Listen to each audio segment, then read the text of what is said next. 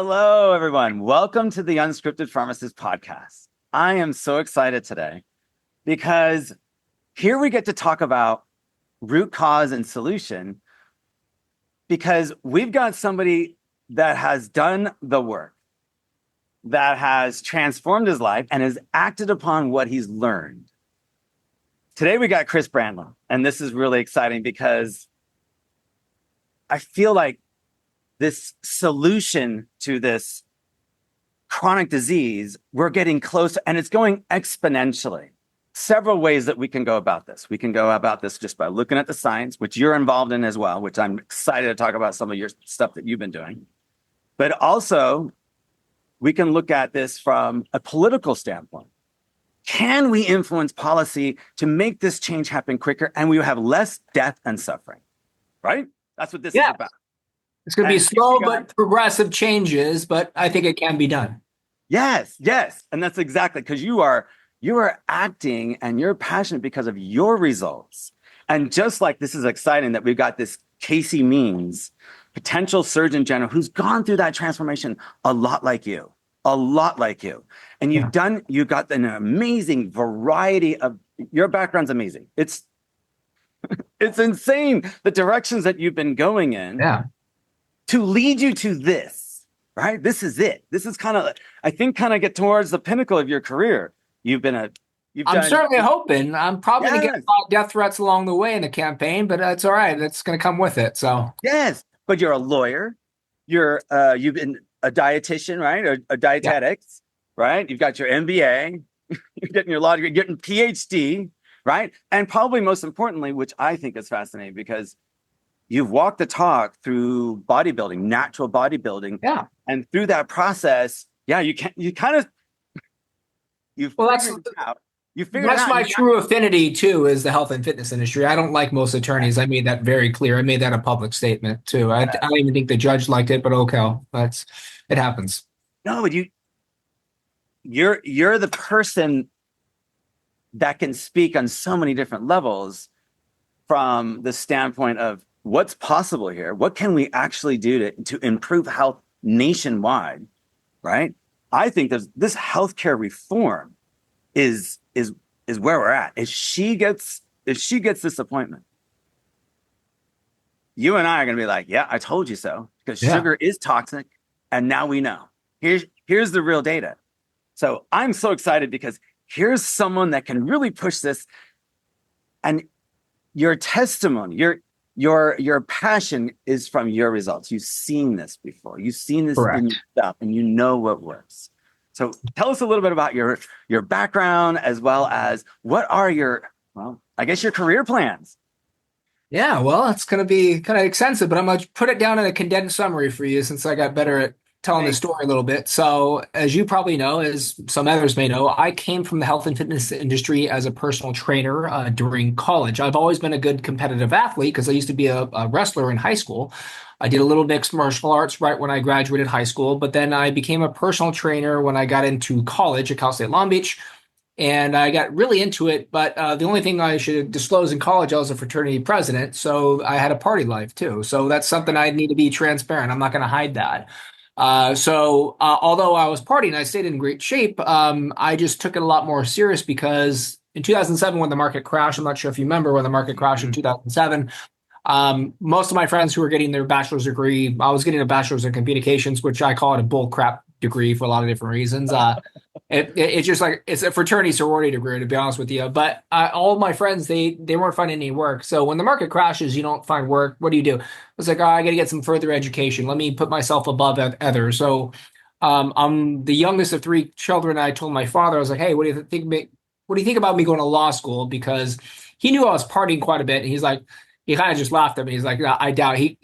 His analysis was, I'm the skinnier version of John Belushi from the Animal House, that I just partied my ass off and I didn't have what it took. So I wanted to prove him wrong. So I basically, So I studied my butt off for the LSATs, and I got into a law school. But when I got into law school, I wanted to take it to a new level. I was like, look, I want to run my own business. So I took all my clients from 24-Hour Fitness with me to a private gym, and I ran my own fitness business. And it actually did very well because I started competing in all natural bodybuilding. I actually work with a registered dietitian who is still my friend today, and he actually promotes the carnivore diet as well, Cool. Chuck Rudolph. And he actually basically taught me about the ketogenic diet and carb cycling because when you're in your early 20s, you can almost get away with anything. Yeah. You could eat and drink, and you could wake up like out of 2 hours of sleep and still go to school, and the hangover's not as bad. But no, I was like, I'm not going to drink, I'm not going to smoke. I'm just going to basically, I want to get I was like a 195-pound power lifter in college. I was I was still muscular, but I was a bigger and bulkier guy. I Wow. wanted to get very lean. I wanted to get down to like a lower single digit body fat percentage and,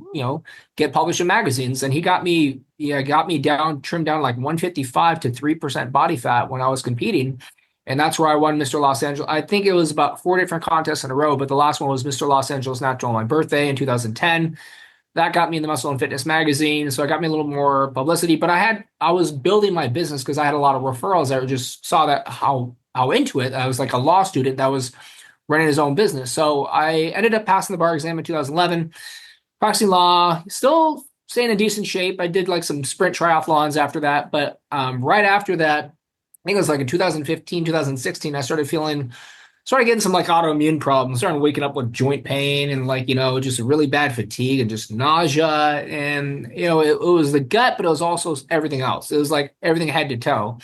And I remember I used to be a morning workout guy and I was like, man, I can't get up like at 4:30 in the morning. What the hell is wrong with me? I was like, this is bull crap. I'm like not even 30 yet. I was like, I just turned 30. And I just remember I didn't know what was wrong with me. So I did my worst mistake was I went to conventional doctors. And I never used to go to doctors before this because I used to just went to the ER room from doing a stupid stunt in college, like jumping off a roof or something like that and trying to land it. Or Too much courage juice. yeah, no, I actually had like I did some gymnastics like my first year of college where I learned how to do backflips. So I'd always get drunk and do backflips, and sometimes I didn't realize how much I drank. I was like, oh my God, I just broke my like I just like snapped my ankle or something like that. But anyways, that was my only reason for going to the doctor, was just orthopedic injuries, really, Right. or like stitches or something like that. Something simple. I never had to go into a doctor because I wasn't feeling well, so I was a little embarrassed. So, but all my family, they're like, "Oh, just go to the doctors. They're going to take good care of you." It's like, "Oh, great! I can't believe it. I just turned 30. I'm already starting to go to doctors. I feel good." And They saw you coming, huh? They're like, yeah, exactly. Exactly. And the main issue was the gut, bro. Even though I told them it was, head to toe, it was like everything was wrong, but they're like, okay, so your gut, this is what we'll do. It's probably have like some SIBO or some back, so what we're going to do is not only going to give you antibiotics, but we're going to give you laxatives to flush everything through. And if you're inflamed, we're going to give you corticosteroids. And those three combinations were just a really bad kind of combination just to completely destroy your gut, incinerate your gut. So, I just kept following their advice, and like every follow-ups, like every month, I just kept getting worse. And it got so bad to the point of like early 2017, they referred me to a colorectal surgeon to do a colonoscopy, and they saw that one portion of my intestine was very inflamed. It was a sigmoid colon, which was like towards the very end of your intestine. And I was like, Doc, you know what? I can't even eat lately. I just in so much pain. Like first it was discomfort, but right now it is pain. It was just kind of discomfort, like bloating gas and all that from certain carbohydrates I couldn't handle. And he said, no, you're gonna feel, I can guarantee you're gonna feel a lot better if we just removed about 6 inches of your intestine. The sigmoid, it's a little extended. We remove this, I guarantee you're gonna be so much better. And you know what? I was so desperate at the time where I got, I was very like, I was very, deliberately just saying, what's going to help me? Let's do it. So I was very easily manipulative at that point.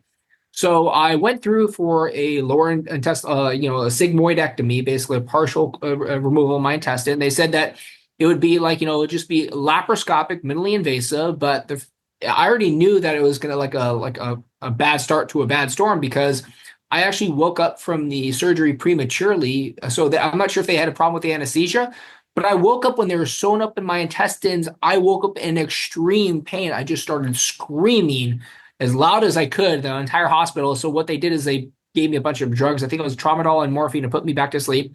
And then they released me a couple days later, even before my bowel started moving. I'm like, should I make sure this thing's moving? And I felt just so uncomfortable because, when you cut open like, even though it was laparoscopic, they had like 4 different points around your abdomen. The main surgical scar, like 2 inches, was 2 inches below my belly button. And I remember like, that portion, it was just so restrictive and just tense. Like I couldn't sit straight up. I had to like sit up from the side because anytime you use your rectus abdominis, it was just like in extreme pain. So everything was just in my whole biomechanics. I couldn't even walk straight. It was just everything kind of like screwed up. Like your Yeah, yeah. intrinsic core muscles What kind of control so surgery much. was this, huh? What did it do to me? Yeah, yeah. So, anyways, kept having problems, and then it was just getting very inflamed. And then I remember a couple weeks after the surgery, I started developing a big lump, like right where on that main incision area, and it looked like a big grade. I showed the photo to some people, but it's Real pretty access. gruesome. It almost showed like the movie Alien from like was it the 70s or 80s with like Sigourney Weaver? Yeah, like something popping out of their stomach. I was like, because it wasn't just like it didn't look like a bloated stomach. It was 2 inches below the belly, but a big roll like grapefruit. I'm like, oh my god, what the is this? So Right? Something's I took growing it. in So here. yeah, I took some photos. I sent it to the surgeon. He's like, get to the ER ASAP. You got a major infection. We got to cut it open. No anesthesia. They didn't put me to sleep. They just literally cut it open with a scalpel. They tried to put a little bit of lidocaine and all that, but no anesthesia. I still felt everything. I just was biting my tongue as hard as I could. And they basically drained out the infection. And then they said, okay, we're not going to sew it back up. You got the infection from the inside. If we sew it back up, you're just going to be building a lot of moisture, just more, you're like a breeding ground for bacteria. So you're going to change the gauze 3 times a day. Gauze morning, afternoon, evening, and try not to get it too wet when you take a shower, try to cover it. You're going to do that like every day until it heals. And like 3 weeks later, I was keep doing it and it wasn't getting better and it started getting swollen again. Coming back, and they said, come back into the ER, cut me open again. So right there, I was like, all right, I know I should never trust a conventional medical doctor ever again. And they started still having complications throughout the year. It didn't get as badly infected, but it was still so restrictive and painful. And I told him I was still having a gut pain. He's like, well, I think, I thought we could just do it with just removing part of your intestine, but I think what we're gonna have to do, we're gonna have to remove your entire intestine. And that's where I basically gave him the middle finger. I said, no way. You have completely You don't ruined need a my colon. life. I used to have a very like popular social butterfly life, a great dating life, and I've been bound to a bed for the past like 6 or 7 months, and you completely made me worse with pharmaceuticals and a surgery that made me 10 times worse. Go F yourself. I'm gonna do some extensive blood work because I think something's wrong with me, and I want to look into it. But I don't trust you. And I just walked out. I said I Right. reviews, and they kept following up like, "Hey, we're talking about your total colectomy. We wanted to have a plan to get scheduled. You want to?" I said no. So I just started like, just said, "Get away from me." So, Right. anyways, You're I did some. young and you've got insurance and Yeah, yeah, exactly. right. Yeah. And I did extensive blood work, and I think it showed I did have signs of Lyme disease and co-infections. I don't to this day. It was like, oh, that caused all the problems. Like, no, may have been part of the problem, but the major problem is I completely annihilated my gut with conventional medicine and pharmaceuticals. And I can tell you, I had a little bit. I could probably just, if I would have done like a 3 to 4 days fast and learned that. So what I actually ended up doing to make myself a lot better is actually even though I did short fast and before that, like 1 or 2 days, sometimes 2 or 3 days. I did an extensive fast. I did 10 days, a water fast. But what I did is when I was looking into like, the GAPS diet and healing with the goat bone broth, I was like, let me just let me just eat just meat right after the fast. And I just did like a slow roasted like steak. And it was, to a point it's really soft. And it was so soothing when I refed and I felt so much better. I was like, this is like the only time I felt like really good after a fast. I was like, I think I'm onto something. So I started doing elimination diet. And I realized since my body was so inflamed, a lot of foods I was used to be able to eat, I could no longer eat. So I started eating, I was just starting different types of meats.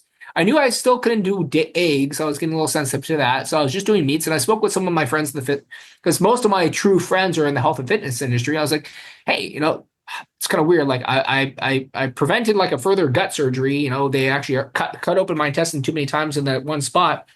I need to heal, but I can I'm only tolerating meat, and I'm not sure if I still have to detox or something. I still feel like I have something wrong with me. They're like, you may want to look into that carnivore diet. Some people think like, there's some people saying that that's all they can eat. I was like, shit, if I only have to eat meat, then fine, let's do it. So I ended up like doing like a consult with Michaela Peterson before she became popular in How'd you 2018. find And then her? I did another follow-up consult with Dr. Baker before he became very popular Okay. through a Yeah. Skype. I think it Wow. was Skype back then. And You were then, digging then. yeah, Tough exactly. find back So then. And I Was it want to get more. 2018? Was that This is like 2018? 2018. Okay. Yeah, that's when I started learning about the carnivore diet. And then I ended up going to Budapest, Hungary on Thanksgiving Day in November of 2018 because I started Skyping with Dr. Sophia Clemens from the Paleo Medicina group. And she's been on a lot of different podcasts. But in my eyes, the Paleo Medicina group is, based on my research, they're one of the only groups that kind of like started the carnivore diet movement for medicine. There's a lot of people that have just been eating just nothing but meat just as their own practice. Like, some farmers are not. Yeah. But she's the only one that really kind of started because she started doing clinical trials like back in like 2010 or something like that, really early stages. But I actually stayed with them for a week and a half. I was still taking supplements, but she said, "Hey, you're not allowed to take any supplements. No vitamin C, no multivitamins, nothing. You're just going to eat meat, fat, and salt and drink water. That's it. That's your only beverage." And she's like, "Hey," I was like, "What about prokinetics? I have scar tissue. Sometimes I have to take some herbs, kind of like move things through." She's like, "No, you're going to have plenty of fat. You're not going to worry about getting blocked." And she was completely right. In fact, one time I was eating their pork. I just remember that I ate too many pork fat slabs. The pork belly is from the belly and the pork fat slabs are from the back. Right. And I just remember it's really fatty, but it's really good. And because if you eat the pork from like from Hungary, it's really good. So I started eating so much fat and just went right through me. But I was like, oh my God, I didn't need to take any prokinetics. Whenever I get too bound up, I just take more fat. So when I got back to the US, I wanted to make a huge statement. I was like, hey guys, this carnivore diet really healed me. I really want to promote this for others.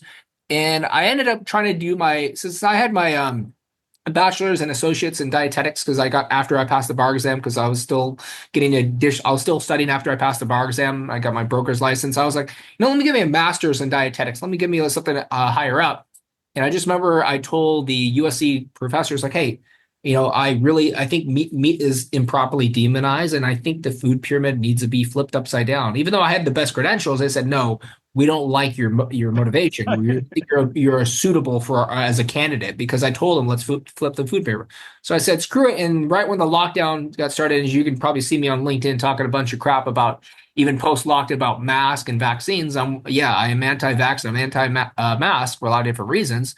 I made it like a mission that I wanted to run for Congress. So I actually, after I finished my MBA, I think it was like in 2021, right when they initiated the mandated vaccines in 2021, like in August for a lot of different states, I basically applied to get my PhD and I started the program and I'm at the tail end of the finish line since I'm in my dissertation phase right now. So yeah, my whole goal is to make some changes from our country's public health at a congressional level. Yeah, that's okay. So how would you go about fixing this? How would you go about this? There's a lot of different things we could do. First of all, Okay. one thing I focused on, I did a podcast with Dr. Sabrina Sol last week. She's a naturopathic doctor, but she's like the carnivore functional doctor. She's really good on functional medicine, like stem cells, exosomes, peptide therapy. We had a huge discussion on peptide therapy, but we talked about like the problem with a lot of these studies that a lot of health insurance companies and just a lot of just the general public rely upon. They said, where's the studies? Well, let's look at the clinical trials. The problem is that big pharma has got a lot of the money into the clinical trials. So it's kind of like a monopoly with the clinical trials right now. It's because they're the only ones that can fund it. And so all these different journals, whether it's the Journal of Hepatology, Journal of any kind of or cardiology, that they're all leaning towards big pharma to fund the trials. And the trial is going to be based on before and after of a pharmaceutical to show before and after, but they don't discuss all of the adverse reactions. You can see that a lot of these clinical trials are biased. So I want to kind of put a little stop to that. In addition to RFK kind of putting a stop to having too many commercials for pharmaceutical companies, I want to put restrictions on their funding for clinical trials. And since we're now finding where all of our federal tax dollars have been going to, there's disputes on whether or not we funded transgender rat surgeries or something like that for 8 million or condoms to Gaza for like 50 million. People are like, oh, that's not true. It was for transgenic rat surgeries. Regardless, our money shouldn't be as going to crap. Okay, let's put money towards good studies, old fashioned, to show before and after what we can do from a meat-based diet to see if we can get people off of pharmaceuticals. You know, if we can actually convince the government to kind of, man, this way they can, when people question or demonize a carnivore-based diet, they can say, no, there's clinical studies and not only like thousands of testimonials showing their like before and after the results. I know we actually have clinical studies just showing that all their blood markers have completely improved before and after the carnivore diet without any kind of reliance on pharmaceutical medication. And they should follow strict protocols and they were observed on like a daily basis. And we could say Right. that he would observe that. I mean, that's just one of many. The other ones is just, like I said, I still want to flip the food pyramid upside down. It's a goal. Yeah, I'm but not sure what I that's going to totally take. agree. There are measurable results for this stuff. I mean, there is like, hey, this person pre-carnivore had an A1C of this. I know it's a horrible marker. Had this many diagnosis codes, right? This is the number of CPT codes, right? By the time that we've finished with them in 6 months, A1C has dropped, and probably most importantly, high sensitivity C-reactive protein, an inflammatory marker that shows you if you have systemic inflammation and whether or not you might be at risk for a cardiovascular event. We would see that drop in a carnivore diet. Yeah. We could also go, guess what? All these patients normalize their blood glucose, their average blood glucose dropped, their glucose variability, how much their blood glucose varied very much, right? Which, man, that's high energy, low energy, high energy, low energy. This is where a lot of mental illness comes from, really, because you're bouncing all over the place, right? Yeah. Carnivore diet, it's like watching freaking paint dry. It's like you eat a meal and it doesn't do anything. You carb cycle, you will see it, right? You'll see this massive fluctuation. But I'm telling you, the carnivore diet is measurable, and you could do it tomorrow. If you think about utilizing the data that's available, not just an A1C. An A1C is a 3-month average. It's just so archaic and it's just worthless information. Like by the time your A1C gets into diabetes range and your blood sugar is too high, your insulin was rising 7 to 10 years earlier. I think, Casey, means we're going to be like, hey, we got to measure insulin in everybody. This $10 test is for everyone. Everyone has a certain level of insulin resistance, and everybody has a little bit of a too high of an insulin level. Why don't we look at it?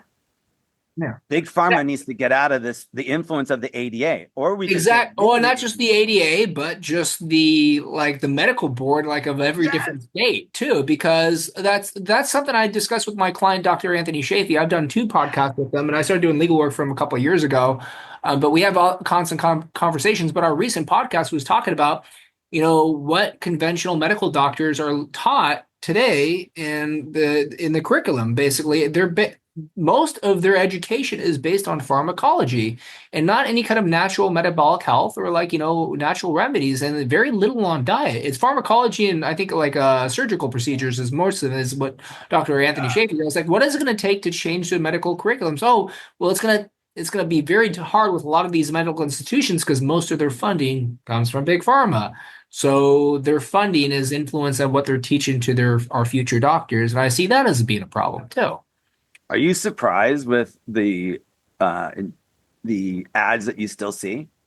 Because I'm never surprised because you get so used to them and you see these fake ads. And when they do, I was telling what Dr. Shafee is like, whenever they discuss the side effects of any medication, they do it so quick.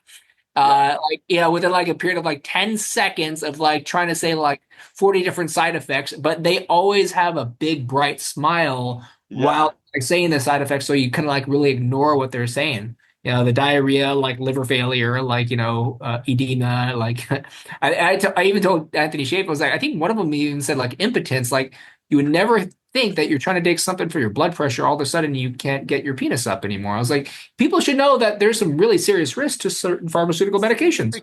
Right. And what percentage of the population has this? It's not like, we're just going to go through this list. No, tell us the most frequent. Yeah, exactly. And go, okay, can I handle more constipation? Probably not. Right? Yeah. How many more meds I'm going to add to this? Yeah, and no, and that's where it's kind of vague and ambiguous as to like, how common are the side effects too. Is like, all right, like let's do a study like all the people that took your medication, what is a percentage that actually had the side effects of like, like severe diarrhea or stomach bleeding or something like that. Right. Just like the statins. I mean, their claim originally was that, this muscle breakdown, this rhabdo, as well as the brain fog, Or rhabdomyolysis or neurologic, something like that. yeah, that it Yeah. was really uncommon. It's like a third of the patients. I remember my friend got that from when he was doing CrossFit when in college, and I just remember he had like a big like lump like on the side of his like on the side of his ear, and he was always a short, stocky guy, and my friend Brian, and all of a sudden I remember he was training twice a day, and he was just a maniac. He trained harder than I did. That's why he's like, I got it from training too hard. I was like, really? I was like, I never heard that, but what the hell is that? I was like, you're like pregnant on the side of your to the side. Are you having a baby to the Yeah. side or something? It's like a lump. He's like, no, it's Rhabdo, man. They call me Mr. Rhabdo now. That's how hard I Mr. train. Rhabdo. I was I like, like to dehydrate the crap out of myself and then do something I think insane. that's what it was. Yeah, Yeah, yeah. Like that's what I worry about these endurance sports.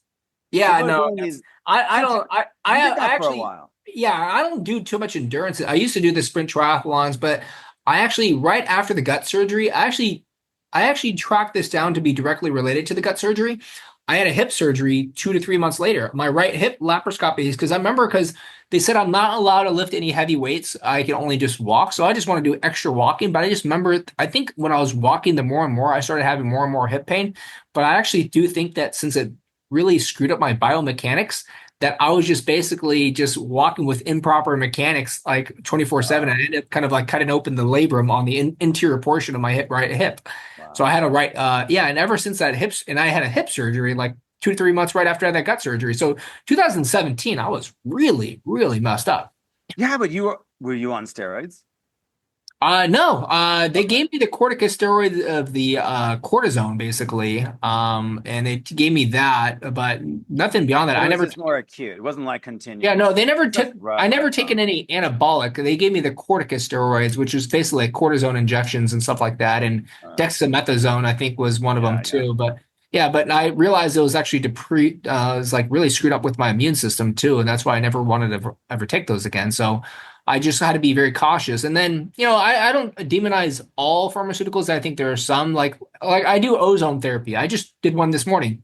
So I represent a functional doctor, and he sets me up on ozone therapy. I mean, there's plenty of clinical studies to show the benefits of ozone therapy, but one thing they do include in ozone therapy is they include a little bit of heparin, so like a blood thinner. It's not as damaging as some other kind of like pharmaceuticals, but it's kind of hard to distinguish on whether all pharmaceuticals are going to be essentially bad at integrating, but I think there's probably a few that could be used as a last resort occasionally. And Dr. Schultz said the same thing, but I think we're just over prescribing just something simple. And it's over prescribing to some type of like, financial bias is like, the vaccines were the biggest issue. And people try to report me to this California State Bar and the Texas State Bar for basically speaking out against the forced vaccines.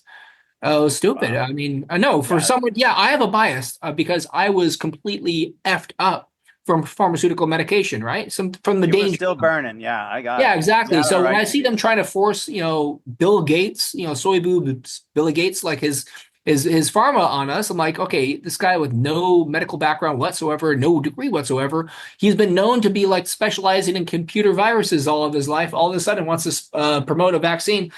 You guys want to think twice about taking this? No. So, and Yeah. my dissertation topic is actually on vaccines still, because Yeah. my Tell me public about the a little bit policy about that. credential crosses over with public health. Nice. So that's Nice. why I found it pretty intriguing. But no, I want to promote a lot of other things, and I don't expect everybody to be carnivore. I spoke with Dr. Robert Kiltz about this too. He's going to be co-hosting a meetup with me.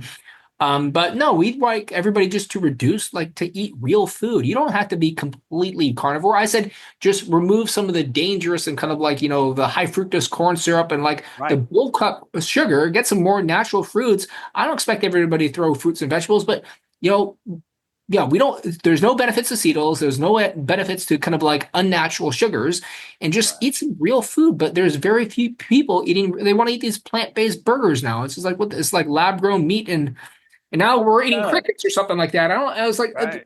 this you guys should see what's going on. There's You an should agenda try. behind it. I agree. Like, so you had to figure out what foods were that you were intolerant of, Correct. Yeah, and this that was going into elimination diet. 2018. Maybe Yeah. explain how you go through that process, because I don't think a lot of people understand what is the elimination diet. I've been doing it for a while. I always notice if I've eaten something that was not the right choice. Yeah. Oh man, I feel it. I know when I've done it. Otherwise, man, I feel amazing. You do Yeah. something weird and start putting the wrong It was thing in. weird because I always used to do some kind of I used to do fasted workouts with a little bit of coconut oil is like get a little bit of like fat right before it. But for some reason the coconut oil started giving me a burning like sensation in the throat. I would never expect for coconut oil, but I just remember it just made me feel uncomfortable. Then when I finally ate tallow for the first time in 2018 after I spoke with Michaela Peterson, she's like, "Yeah, get some tallow." I'm like, "The hell is tallow?" I was like, "I never heard when you look at if you've never been Where do I involved like." get it? What? Yeah, Yeah. exactly. And they're like, "Oh, it's beef fat." I'm like, "Yeah, beef fat in a jar? Like, you got to be kidding me." I was like, "Yeah." So I finally found it like Expensive. Sprouts and Whole Foods, and I Yeah. just remember when I ate it, it was so soothing for my gut. I was like, "My God, this actually tastes pretty good." And then and then I learned that if you eat too much of it, it goes right through you. But then that's going back to like if you ever plugged up, just take some fat and salt. It's something simple. Yeah. Yeah, but I also want to I used functional medicine like I would say like peptide therapy and hyperbaric oxygen therapy and ozone therapy are some of my adjuncts I used when I wanted to be better because I was so inflamed that the carnivore diet was the main thing. But then I learned that when I was burning the candle at both ends and, I'm probably doing a little too much to my body, I was like, all right, well, maybe I can. I started doing hyperbaric oxygen therapy to like really help me regenerate a lot faster. I noticed the benefits of that. I did medical grade, and that's the only ones I trust nowadays. Ozone therapy is another kind of oxygen-based therapy. And then I started learning on peptides. I got into like BPC 157, and I just realized that my recovery started improving too from training. Right. And I have a natural tan because I use melanotin too. So I'm not sure if you know the melanotin peptide. It's really it's actually used for kind of your skin to kind of improve your skin. And actually, I think they have some studies showing that it's been treated for skin cancer. It does have a side effect though, but it gives you a natural bronze though. That's what it does. But I told Dr. Solt it has a side effect. I didn't realize this was a side effect when I took it in 2019.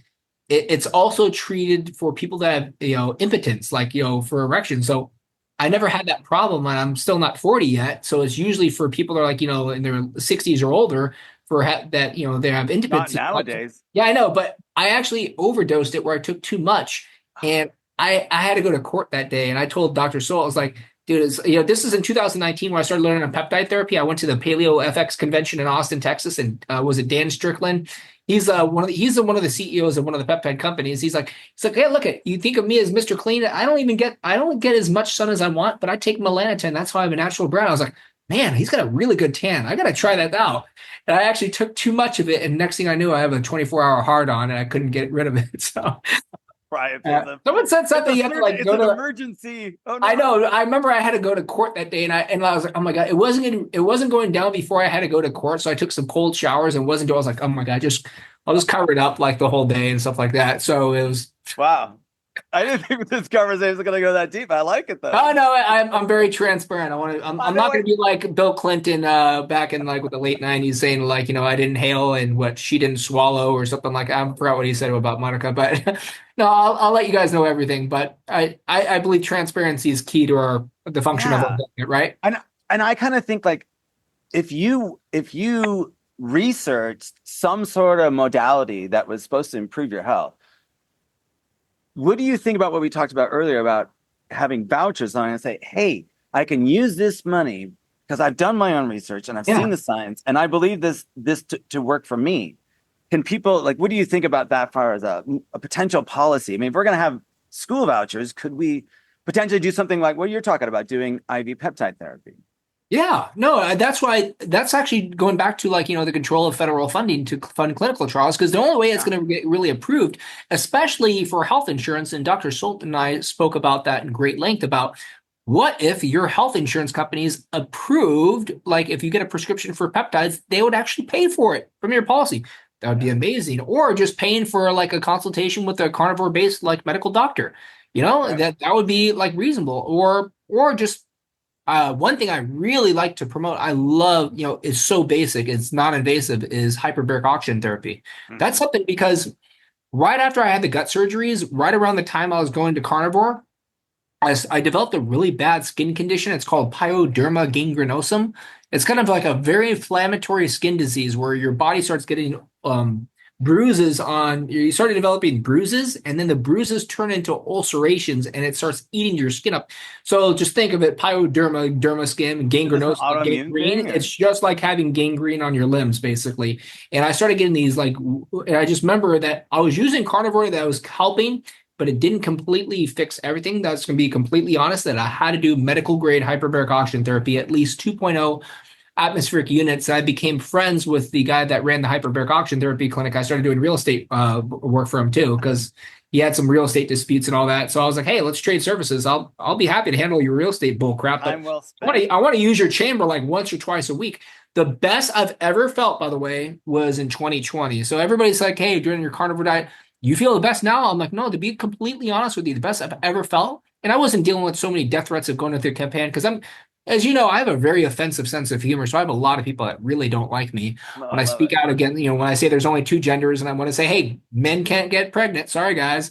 A lot of people really Oh like to shucks. target me for that. But no, it's 2020. I think I was doing like 2 to 3 times a week of medical grade hyperbaric oxygen therapy. I had a little bit more time back then, but I like to promote little more clinicals because health insurance companies do approve medical grade hyperbaric oxygen therapy, but it's very narrow. I think they only tail it for like certain diabetic ulcerations and a couple other illnesses, but that should be widespread. I mean, so anybody that's Right. very inflamed, I mean, that should be like an automatic like approval Right. from your health insurance If the company. outcome data supports it, why not? Exactly. Right? Yeah, If no, their and I outcome remember shows 10% improvement, 25%, whatever, it's well, got to be better than medicine. and that was my situation is because when I started to develop when I got diagnosed with they took a biopsy and they took it to USC because the only dermatologist he actually was the dermatologist for the PGA Tour, Dr. Jamie McDougall. He just retired a couple of years ago, but I still send him thank yous to this day because he sat me down and he did it with what a doctor should do. He said, "Look at you got this disease. I got the biopsy. It's called pyoderma gangrenosum. I know you just had your gut surgery and you got diagnosed with Lyme, and you probably have a laundry list of problems, but the skin disease, it's pretty frightening. Now, there's not going to be too much you can really do for it. I'm going to recommend something, but I'm going to tell you right now, your health insurance company, Blue Shield of California, is not going to approve it." And I was like, well, what do you mean? He's like, no, I'm going to recommend. He learned this grade hyperbaric oxygen therapy. Some hospitals have it, but you probably have to go to a clinic and that had the hard chambers. You need to do this like twice a week for a couple months, literally, because that's going to be it's the only thing that can possibly. It's got antimicrobial properties when you get it to medical grade. If it goes above 2.0 atmospheric units, it becomes antimicrobial, and that's where the point where it can actually start regenerating your skin a lot faster. Trust me, your health insurance company is not going to pay for this. Just pay out of pocket and do it. This is the only way you're going to get better. I wish every doctor said exactly What a just like great he did. advice. Because the same thing happened. I applied for it. My health insurance company gave me the middle finger. And I just found a place in Orange County, California, and I basically started going there like religiously every I think within the first month, all my lesions basically on my arm completely went away. But Yeah. unfortunately, we're still like tracking down where all our tax dollars went for, and that's why I think America first. A lot of our tax dollars went to other countries, and I think we're kind of depriving our own country citizens. I think that should be a huge, focus going forward. Right. Imagine fixing chronic disease and how that would have such a financial impact on our economy and the world. It's like Yeah. there's so much that could be done here. Okay, so I'm going to give you an opportunity. One last thing. If you got to defend yourself, what is the one thing that, because I would love to do this too, is like, what is the one thing that people misunderstand about you? What do they mistaken you for? Because me, I'm a heretic or, conspiracy theorist. What is the one thing that if you had your chance, if you were to defend yourself, Yeah. what is the one thing that you think people just totally misunderstand about you? I think a lot of people don't understand what I've been through. So a lot of people just question out when I speak out against, America first. Let's protect our schools. Let's protect our children. A meat-based diet can be healing. They just think of me as a radical conspiracy theorist. But I'm like living testimony, and I actually have all my blood tests to show before and after when I went to carnivore diet. And I actually had the PEG test, which tests the inflammation of your gut. Dr. Sophia Clemens was a few, and actually it showed like I've always had a very inflamed gut. That, not only just like the zonulin levels and everything else that you could measure, like your gut test. Right. Everything went completely back to normal after going to carnivore diet, and that's just living proof right there. And I'm sure you can have a lot of other people from the carnivore community just show their blood tests before and after. I'm like, this is living proof. This is what you guys want to put a camera on me all day to see what I eat. Right. My Right. slip is I have tequila every 2 weeks, so that's my slip, and I kind of it just makes my Saturday nights a little bit more fun sometimes. But Right. I have a couple shots of tequila with my steak. Yeah. That's my You're wisdom. living life, but your Yeah. passion for what you're doing is because of your own personal results. Yes, but I'm so excited to be able to do this with you. This is really fun. Hey, if I ever get down to Southern California, which I will, we got to go for a pass. Anytime, buddy. Yeah, thank you so much. This was good. I appreciate it. Everybody, take care. Thank you.